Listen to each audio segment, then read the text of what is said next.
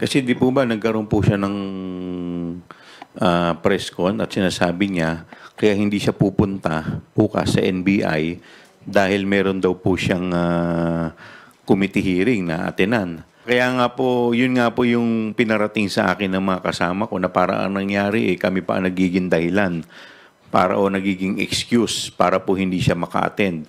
Kasi alam po ninyo yung issue po dun sa NBI ay mabigat po. It concerns national security po. Kaya po kami po ay magbibigay po kami nang sa ganun ay hindi na po kami magamit na dahilan para hindi po siya makarating bukas. Nakita naman natin na talagang pinagbantaan niya ang buhay ng ating presidente, ang ating buhay ng ating speaker, ang buhay ng ating first lady. At lalong-lalo na may mga kaso pa siya na kailangan niyang harapin, no? So,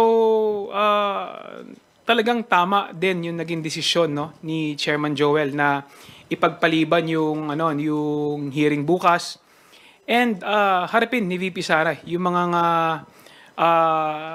reklamo at saka yung mga issue sa kanya, no, at mga kaso na kailangan niyang harapin sa NBI.